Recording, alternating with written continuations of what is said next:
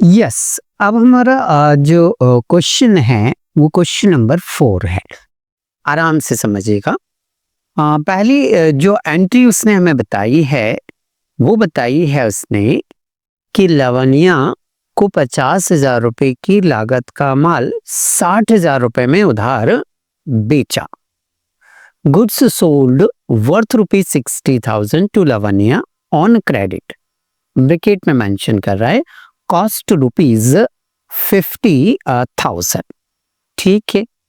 देखिए, जब भी किसी ट्रांजेक्शन को हमें सॉल्व करना हो तो सबसे पहले तो उसमें से रिलेटेड अकाउंट हमें सिलेक्ट करना है। सबसे पहले हमें उसमें से जो रिलेटेड अकाउंट है वो अकाउंट मुझे सिलेक्ट करना है। ये मेरा पहला पॉइंट है। ठीक है। पहला पॉइंट क्या है?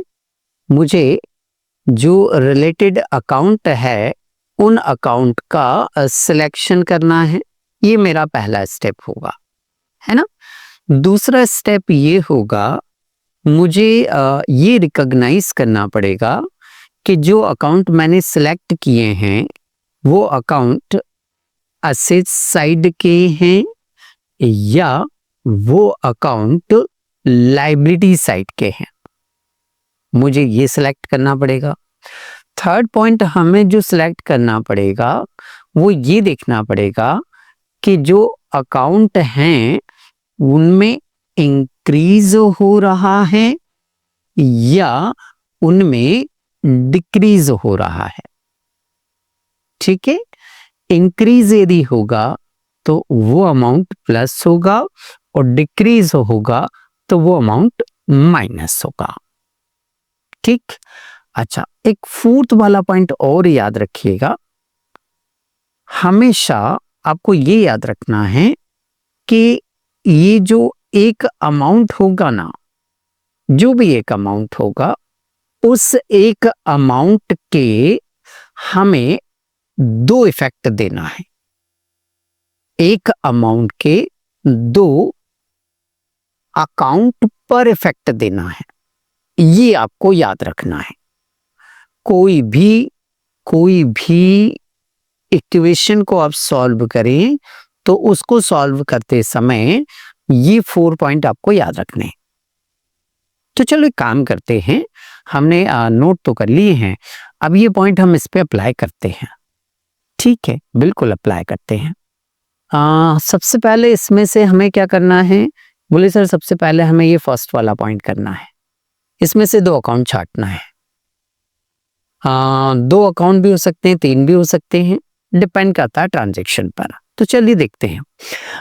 इंग्लिश में देखिए, सबसे पहले यदि मुझे गुड्स दिख रहा है, क्या दिख रहा है ट्रांजेक्शन में? गुड्स।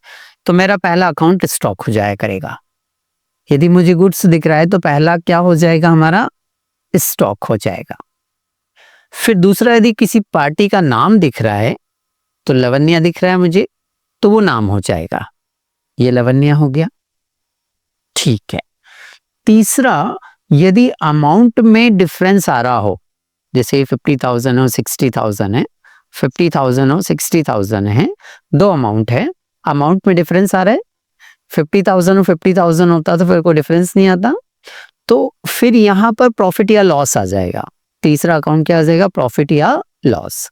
अब सीधी सी बात है, जो कॉस्ट है वो 50,000 है और हमने इसे सेल किया 60,000 में, मतलब वैल्यू उसकी कम थी, ग्राहक को नहीं बताया कि कम थी, वैल्यू कम थी उसकी और हमने इसको सेल कर दिया 60 में। तो फिर थर्ड अकाउंट बताओ, प्रॉफिट आएगा या नहीं आएगा? आएगा। फिर से एक बार, जैसे ही मैंने यहां से गुड्स देखा तो स्टॉक आ गया, जैसे ही नाम देखा तो वो नाम आ जाएगा। तीसरा, अमाउंट का डिफरेंस हुआ तो फिर प्रॉफिट या लॉस आ जाएगा। अभी प्रॉफिट कैसे लिख दिया मैंने? 50 की वैल्यू का माल था, 60 में बेच रहे हैं, 50 इसकी कॉस्ट है और सेल कर रहे हैं 60 में, तो फिर प्रॉफिट ही हुआ। ठीक है, ये हमारा अकाउंट का सिलेक्शन हो गया। अब मेरे को ये चेक करना है कि ये जो अकाउंट आपने यहाँ सिलेक्ट किए हैं वो असेट्स में आते हैं या लायबिलिटी में आते हैं? असेट्स में आते हैं या लायबिलिटी में। तो स्टॉक मेरा जो है वो हमने याद किया हुआ है कि स्टॉक जो है वो हमारा असेट्स में आता है। ठीक है, अरे लिस्ट याद किया था ना हमने, लिस्ट हमने याद किया हुआ है कि जो स्टॉक होता है, क्या होता है, स्टॉक होता है, वो स्टॉक हमारा कौन से साइड में आता है, असेट्स में आता है। ठीक है, स्टॉक हमारा असेट्स में आ गया। लवनिया, लवनिया डेटर भी हो सकती है और क्रेडिटर भी हो सकती है, बट हमने अभी पिछले क्वेश्चन में भी आपको बताया था, जब हम किसी को क्रेडिट में गुड्स सोल्ड करते हैं, यदि क्रेडिट में गुड्स सोल्ड करते हैं, सेल करते हैं या सोल्ड करते हैं, तो फिर वो डेटर बनते हैं। और यदि क्रेडिट में मैं यदि गुड्स को बाय करता हूं, परचेस करता हूं, तो फिर क्रेडिटर बनते हैं। क्रेडिट सेल करने से डेटर बनता है और क्रेडिट में बाय परचेस करने से क्रेडिटर बनता है। तो अभी हमने क्या किया है, बोले सर अभी हमने सोल्ड किया है, सोल्ड किया है तो फिर लवन्य क्या कहलाएगी आपकी, डेटर। तो ये डेटर होगी। अच्छा, प्रॉफिट जो होता है वो हमेशा लायबिलिटी साइड शो होता है, प्रॉफिट हमेशा लायबिलिटी साइड शो होता है और लॉस हमेशा असेट साइड शो होता है। ठीक है, तो ये हमने ये देख लिया कि कौन सी असेट्स है और कौन सी लायबिलिटी है। अब हमें ये देखना पड़ेगा कि क्या इंक्रीज होगा और क्या डिक्रीज होगा। ठीक है, उसके लिए हम एक काम करते हैं, यहां पर एक शॉप बना लेते हैं। ऐसे ही जब यहां पर हम एक शॉप बनाएंगे तो शायद वो अच्छी तरह से क्लियर हो जाएगा। ये हमारी एक किराने की शॉप है, दुकान है। ठीक है, और ये महोदया जो हैं वो हमारी कस्टमर है, हमारे लवन्या इसका नाम है। अब हमने क्या किया, दुकान में जो माल रखा हुआ था, इस माल को मैंने यहां से क्या किया, उठाया, और उठाकर इस माल को मैंने यहां से उठाकर लवन्या को क्या कर दिया, बेच दिया। ये रख दिया मैंने यहां माल। ठीक है, तो बताओ दुकान में से ये जो स्टॉक मतलब गुड्स है, ये दुकान में इंक्रीज हुआ या दुकान से कम मतलब डिक्रीज हुआ, बताओ जल्दी से। यहां से माल उठाकर मैंने लवन्या को बेचा, यहां से माल उठाकर मैंने लवन्या को बेचा, तो दुकान में से जो मेरा माल है वो माल क्या हो गया, डिक्रीज हो गया। पहला पॉइंट। दूसरा, अब हमें लवन्या जो कि डेटर है, हम यहाँ चेक कर चुके थे, लवन्या जो कि डेटर है हम यहाँ चेक कर चुके थे, ये इंक्रीज होगा या डिक्रीज होगा। ठीक है, ऐसे ग्राहक हमारे पहले मान लीजिए कोई नहीं था, अभी अभी हमने लवन्या को उधार में माल क्या किया, बेचा, तो ये एक नया ग्राहक हमारा बन गया। बताओ बना या नहीं बना, ये नया ग्राहक बन गया। या ऐसा करो, मान लो कि हमने पहले लवन्या को मान लेते हैं कि 10,000 रुपए का माल पहले बेचा था। कितने का माल बेचा था, 10,000 रुपए का, 1 महीने पहले, 2 महीने पहले। और अभी अभी हमने इसको 60,000 रुपए का माल और बेचा, 60,000 का माल और बेचा। तो बताओ ये लवन्या वाला जो अमाउंट है, ग्राहक वाला जो अमाउंट है, पहले 10,000 से था, अब 60 का और बेचा, तो ये 70,000 से हुआ या नहीं हुआ, हुआ ना। तो फिर ये जो लवन्या है, डेटर है, ये डेटर हमारा क्या हो रहा है, इंक्रीज हो रहा है। ठीक है, प्रॉफिट से ऑब्वियसली प्रॉफिट हो रहा है तो वो इंक्रीज ही होगा। तो अगला स्टेप हमने देख लिया, थर्ड वाला, कि क्या इंक्रीज हो रहा है और क्या डिक्रीज हो रहा है। ठीक है, अब लास्ट फोर्थ वाला स्टेप हमारा ये रहा। फोर्थ वाला स्टेप हमने क्या बोला कि एक अमाउंट का 2 अकाउंट पर इफेक्ट होगा, एक अमाउंट का दो अकाउंट पर क्या होगा, इफेक्ट होगा। ठीक है, तो हमारा एक अमाउंट 60 मान लेते हैं हम। कितना मान लेते हैं हम, 60। अब मुझे इस 60,000 अमाउंट का, इस 60,000 अमाउंट के कितने इफेक्ट देने हैं, दो देने हैं। ये जो 60,000 अमाउंट है, इस 60,000 अमाउंट के कितने इफेक्ट देने हैं, दो इफेक्ट देने हैं। ठीक है भाई, तो पहली बात तो जो हमारा डेटर है, जो हमारा डेटर है, अच्छा इक्वेशन बना ले पहले। तो इक्वेशन में पहले हेडिंग का कॉलम हमारा असेट्स होगा, is equal capital plus liabilities. ये हमारा अकाउंटिंग इक्वेशन होता है, assets is equal capital plus liability. ठीक, अब हमारा जो स्टॉक है वो कौन से हेडिंग में बनेगा, बोले सर असेट्स में बनेगा। स्टॉक जो है वो कहाँ बनता है, असेट्स में बनता है।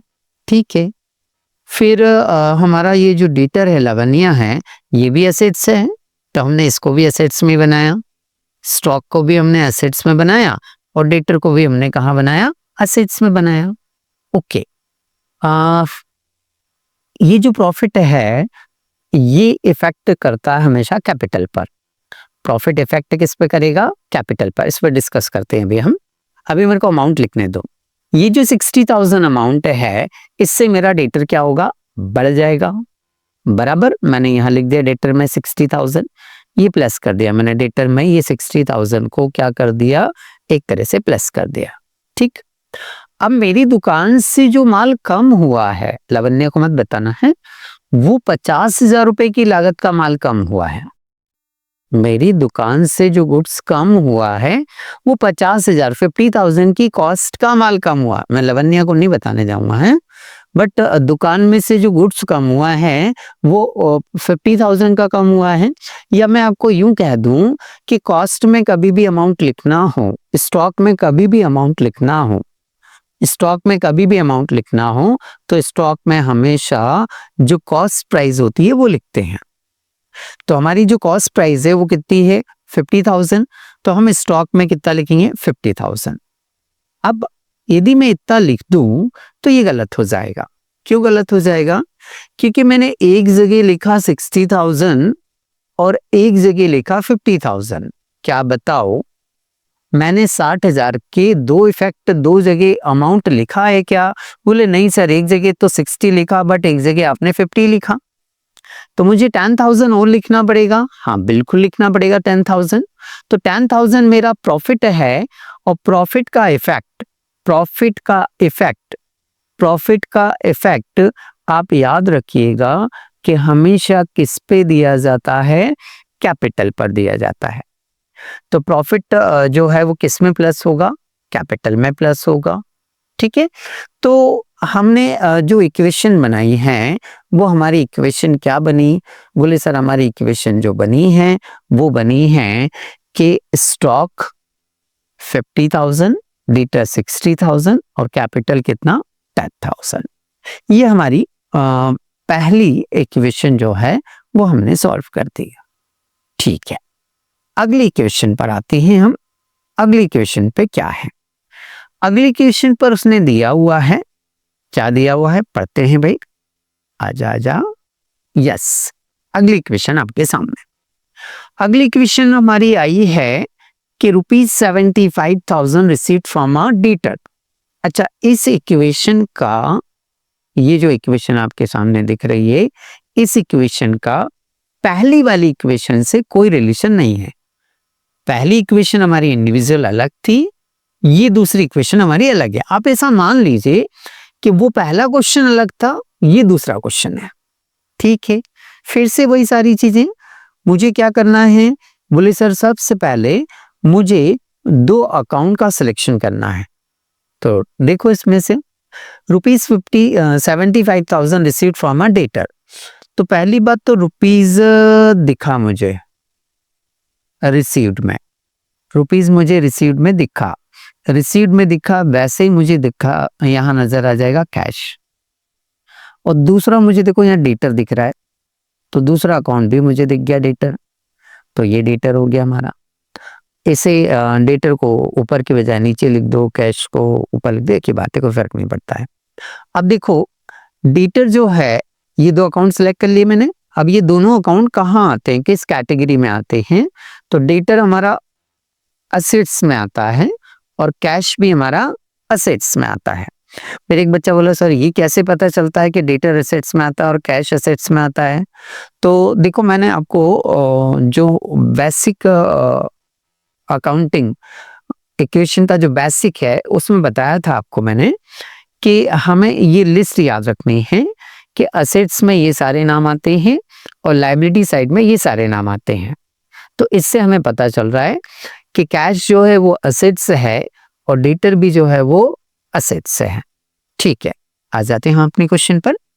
अब यहां हम देखें तो हमने दो अकाउंट छांट लिए, डेटर और कैश। डेटर मेरी एसेट्स है, कैश भी मेरी एसेट्स है। अब मैं ये देखूंगा कि क्या इंक्रीज हो रहा है, क्या डिक्रीज हो रहा है। ठीक है, उसके लिए हम एक काम करते हैं, थोड़ा सा समझते हैं। देखिए हम बार बार समझ रहे हैं इसलिए कि हमें हर एंट्री अच्छी तरह से क्लियर हो। ये हमारी क्या है? बोले सर ये हमारी किराने की दुकान है, किराना शॉप है सर।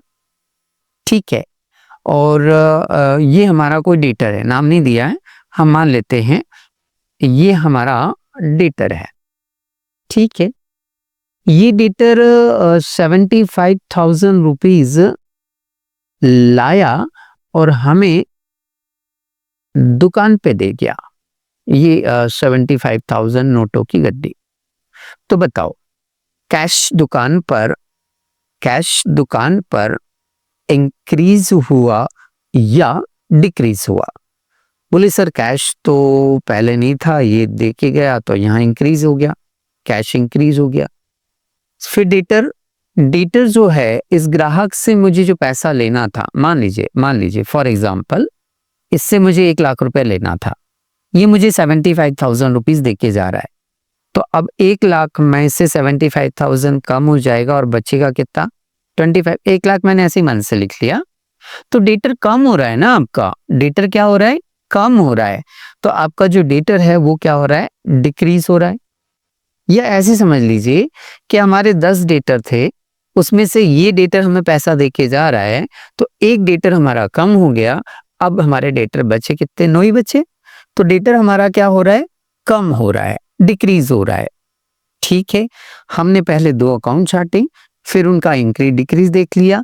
अब हम इसे इक्वेशन में अरेंज करेंगे। हमारा इक्वेशन क्या होता है? Assets is equal capital plus liability. Sir ने क्या बोला? एक अमाउंट के कितने इफेक्ट देने हैं? 2 इफेक्ट देने हैं। मतलब मुझे 75,000 जो है वो कितने अकाउंट के साथ लिखने हैं? 2 अकाउंट के साथ लिखने हैं। मतलब मुझे ये 75,000 2 जगह लिखना पड़ेगा। तो एक तो मेरा कैश बढ़ रहा है, तो कैश में देखो मैंने प्लस कर दिया। मेरा डेटर कम हो रहा है तो मैंने यहां से कम कर दिया। ना कैपिटल पे कोई इफेक्ट, ना लायबिलिटी पे कोई इफेक्ट। अच्छा, एक चीज और मैंने आपको बताई थी, यदि मेरे दोनों ही अकाउंट असेट साइड के हों, ध्यान से समझिएगा, यदि मेरे दोनों ही अकाउंट क्या हों? असेट साइड के हों, तो हमने बेसिक वाले जो वीडियो है उसमें समझा था कि इसमें से फिर एक अकाउंट यदि प्लस हो रहा है तो दूसरा वाला जो अकाउंट है वो माइनस होगा। या यूं कह दीजिए कि एक अकाउंट यदि माइनस हो रहा है तो दूसरा तय है कि प्लस होगा ही होगा। तो मेरी दुकान में कैश क्या हो रहा था? बढ़ रहा था। मैंने देख लिया कैश बढ़ रहा है, ये प्लस, यदि कैश प्लस हो रहा है तो आंख बंद करके बोल दो कि डेटर माइनस ही होगा। कैश यदि प्लस हो रहा है तो ऑब्वियसली डेटर क्या होगा? आपका माइनस होगा। इसलिए डेटर में देखो हमने यहाँ माइनस लगा रखा है। वो सर आपने प्लस भी लगा, अरे ये प्लस तो इस इक्वेशन का है, इसको मत ध्यान दो। चलो मैं इसको काट देता हूँ ऐसे, ये लो। ठीक है, तो कैश मेरा यदि प्लस हो रहा है तो डेटर क्या होगा? माइनस होगा। That's all. यदि हम 75,000 प्लस और 75,000 माइनस कर रहे हैं तो असेट्स में कोई भी इफेक्ट नहीं पड़ा और लायबिलिटी में भी कोई भी इफेक्ट नहीं पड़ा। मतलब मेरी दोनों साइड की टोटल क्या हो गई? बराबर हो गई। ठीक है, तो ये हमारी दूसरी इक्वेशन। आते हैं हमारी थर्ड इक्वेशन पर। थर्ड इक्वेशन उसने क्या दी हुई है, चेक करते हैं भाई थर्ड इक्वेशन क्या है। थर्ड इक्वेशन में बता रहा है, वो क्या बता रहा है कि दुकान का जो रेंट है वो हमने कैश में चुकाया, दुकान का रेंट हमने कैश में चुकाया, ठीक है, अच्छी बात है। दुकान का यदि रेंट हम कैश में दे रहे हैं, काय में दे रहे हैं, कैश में, तो पहला अकाउंट सिलेक्शन में मेरा कैश आ गया। दूसरा जो है वो हमारा एक्सपेंसेस दिख रहा है रेंट, तो ये रेंट आ गया। रेंट जो होता है वो हमारा एक्सपेंसेस होता है, रेंट जो होता है वो हमारा एक्सपेंसेस होता है, और कैश जो होता है वो हमारा असेट्स में आता है, ठीक है। बोली सर एक डाउट, क्या डाउट बेटा?